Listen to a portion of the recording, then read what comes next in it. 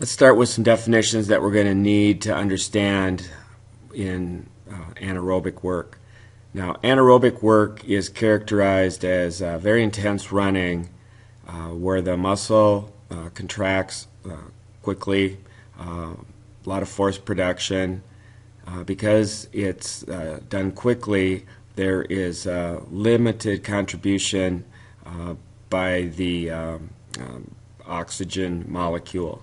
So most of it is in the absence of oxygen, which leads to a lot of fatigue issues early on. Humans innately are aerobic creatures. We're very good walkers. We walk upright very well.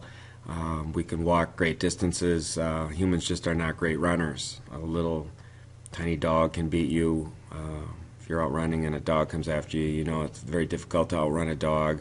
A squirrel can outrun you. I mean, it's crazy how inefficient we are over short distances, but we are good on the aerobic side and can walk well. What's nice about human physiology, though, is we respond well to training. We're the only organisms that do train. I mean, obviously, it's a product of upper-level thinking and knowledge and reasoning and such. So we can set up a training scheme that does improve both our aerobic system and our anaerobic system. We've talked at length about the aerobic system. Now we need to examine exactly what the anaerobic system is and how we do work in the absence of oxygen. Let's look first at three terms that unfortunately are used interchangeably, and they're not really interchangeable terms. Let's look first at rest, and that would be simply defined as the absence of a workload. So if you didn't run today, that was a rest day for you. Which brings up a good point. How much rest should an athlete have in their training cycles?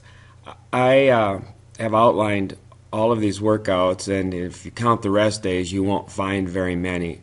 I prescribe team-wide rest about once every 21 to 24 days for my team. We're basically a 7-day a week running team. However, as I notice in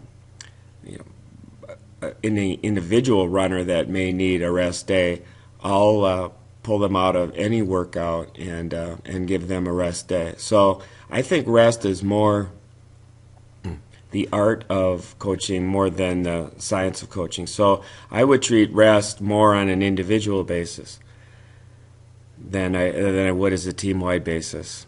Recovery. The period of time between bouts of work within a workout session. So if you're doing an interval session, you know, how much time are you giving between periods of work? Let's say you're doing repeat 400s. If you give them 3 minutes between, that's called recovery. If you give them 8 minutes between, that's also recovery, but certainly that would be a different kind of recovery. That would be a more extensive recovery.